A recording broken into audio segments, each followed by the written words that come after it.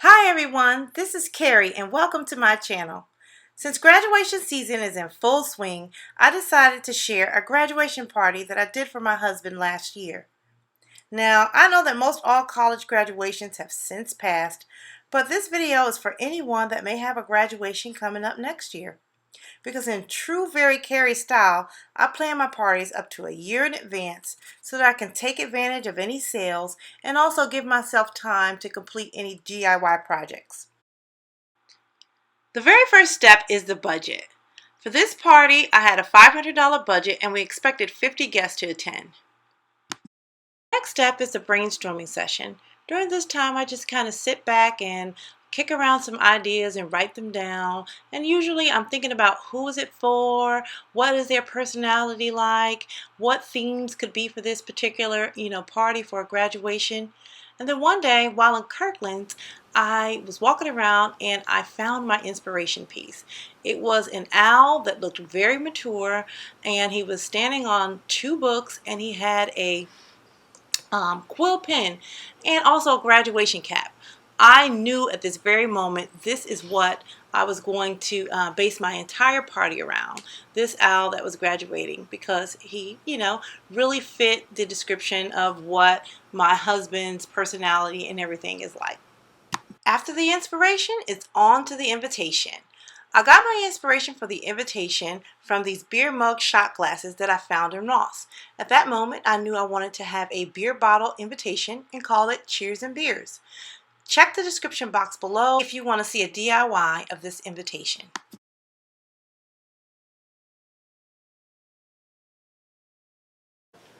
Okay, so now that we've got the invitation covered, the next step in my process for party planning is the decor.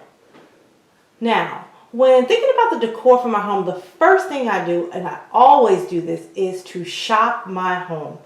What I do is go around my home to see what I already have that would fit into my party scheme and what I could use. So that way I won't have to go out and buy extra things and I can stay within my budgetary constraints. So for this party, I'm just showing you a few things that I already had on hand, tried to recreate it for you guys, but obviously when you see the whole party put together, there was a lot more that I did have on hand. But for this party, I had the fabrics. I already had a ton of burlap and a ton of that like nubby cotton that had a lot of texture to it, and I thought that would work really, really well if I used those two textures in this whole overall owl type thing. Then I also had the beverage container to hold all of your beverages. I got that several years ago at Target, and I thought that would fit very well into this theme because it matched the owl pretty well. And then those glass containers in the back, you can always find cheap, inexpensive glass containers at Marshall's or TJ Maxx or Home Goods and use them in a multitude of ways. So I thought that those would work really well for this party too. And then the two urns, I've had those forever, and you will see those used repeatedly in different places around my home as I move on with my videos.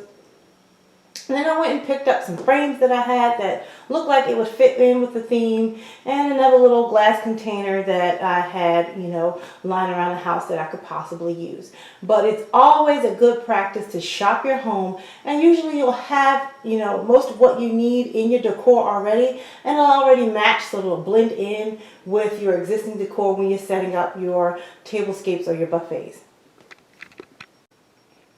Okay, so now that you have shopped your home, the next step in my process when I'm party planning is to shop on Rodeo Drive.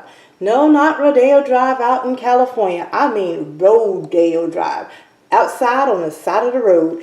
So for this particular event, since it was in the fall and there was a ton of pine cones outside and we're doing an owl theme and a nature theme, I grabbed up the girls and we went outside and we went pine cone picking. And I tell you, we picked a ton of pine cones.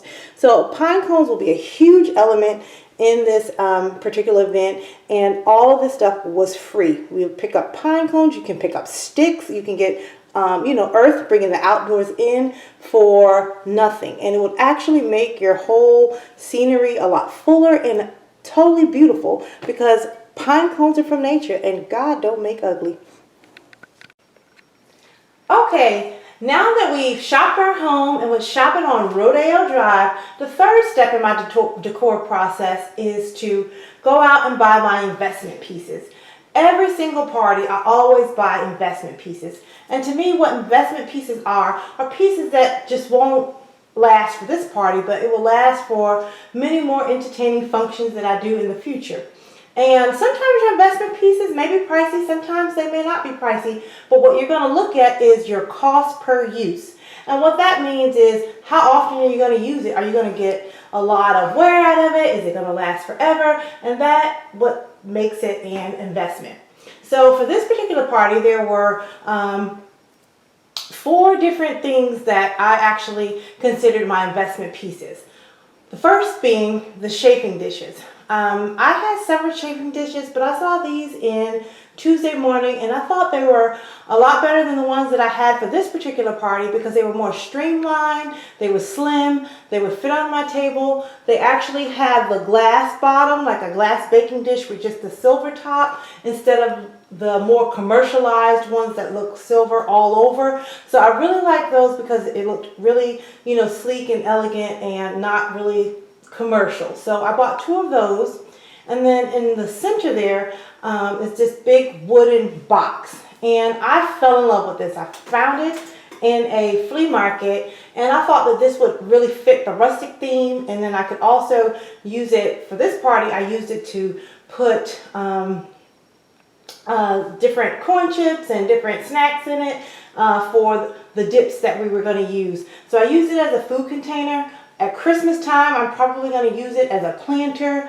You can use it for many different things. So I really like that. And then the third piece that I bought or considered an investment piece was a ton of these little beer glass mugs. So we're going to use them for this party, but I'm sure that they're going to get a lot of use in my home. And the fourth and final element of my investment piece were these serving utensils. I got the large serving spoon and fork, and then I got the mini spreaders and servers. These were found at World Market, and I just really think they fit the whole theme of this party because the feather handles were gorgeous and it just went right in with my owl theme. So those are my investment pieces, and I can use these servers any fall or any other male-inspired parties that I do in the future. So there you have it. Those are my investment pieces. Okay. The final step in the decor process is the DIYs. In every single party that I do or throw, there's always some element of a do-it-yourself. And here are the main DIY elements that was done for this particular event. So if you see flanking the table, there were 3-tiered servers made from wood stumps. I really loved how those turned out, and they were just very simple to make. You just get slabs of wood, and I collect brass candlesticks, tons of them. I've been doing this for years from the Goodwill because I like to just make different projects with the brass candlesticks. So I just took a brass candlestick, a slab of wood, some glue, and just kept stacking them up, and they just made for the perfect rustic servers, and I loved how they turned out. Now, I purchased that little leaf. It was all by itself from TJ Maxx on clearance. It was $3. But by itself, it just was not substantial. It just looked empty. But by taking an old 99-cent Goodwill frame and putting some burlap on it and then hot gluing that leaf fixture to it, it gives it texture, dimension, and more luscious and fullness. And I really like the way that turned out. And also, this can be used over and over for years to come in your fall decor. It doesn't have to only be used as a party element. It's actually a piece of an accessory or piece of art that you can always use for many years to come. The third element in our DIY is our decanter label holders. Now, you've probably all seen those engraved your liquor label tags where they'll say gin, vodka, and stuff like that. I really like those, but you don't always have to put drinks in those decanters. You can use those decanters for many other different things. So for our event, we were mixing different types of cocktails, so we just put various juices in them, and I made label holders or liquid label holders for our event. And for the one that's being shown right here, this is with the pineapple. We had pineapple juice in this particular decanter, but you'll see we had a variety of different juices with different labels, and those are very simple to make. And then the final DIY was the invitation, which we've already covered. So that's it with the decor. On to the menu. When planning a menu for a large crowd, I make sure that I have plenty of variety, and I choose food items that are easy to eat because they won't have a table to sit down and use a knife and fork, so usually there's plenty of finger foods. I also mix high and low food items. For example, there may be crab soup, and that's kind of pricey, the lump crab meat. But then if you mix in a potato salad that's less expensive, you kind of balance out your food budget. I also make sure that I try to come up with creative ways to display my food, and also make sure that I include both alcoholic and non-alcoholic beverages for my guests. Then, to top off the night, I also had a dessert bar and an amazing cake that was made to look like two books stacked together. Top activities. To keep the budget in check, I never pay for any outside entertainment. We just create our own. When guests arrived, they were transported back in time, and they had the opportunity to write sentiments with a quill pen and ink. Other activities included cards, watching football, playing pool, and guests were allowed to mix their own drinks. We put together a CD of some drinks and gave them some fun collegiate names, and we played that on the TV above the bar. Some of the names included Study Abroad, not studying abroad overseas, but studying abroad, Sorority, The Nutty Professor, The All-Nighter, and various others. Okay, we're in for the home stretch. Finally, we'll talk about where did all the money go. Originally, I had a budget that was set at $500. The final cost of this party ended up being $1,000. Now, I did stay within my budget, but an unsuspected surprise happened. Towards the end of my planning, I received a wonderful card and a monetary donation from my mother-in-law stating that she wanted to somehow contribute and help out with this party. Since everything was already planned, I had the opportunity to splurge on a few items. So that's what that big giant specialty section is. You can see 40% of the budget went there, and basically what I did with the extra money was purchase that wonderful custom cake, and then we just used the extra money to restock the bar and just buy extra booze because we knew a lot of it was going to be used up during the party. The decor actually came in at $220, and the food came in at $250.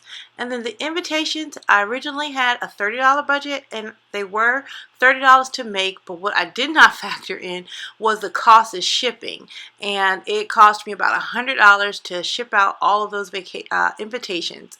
The invitation cost $1 to make, but they were $3 to ship. So it's 3 times as much to ship them than to actually make them.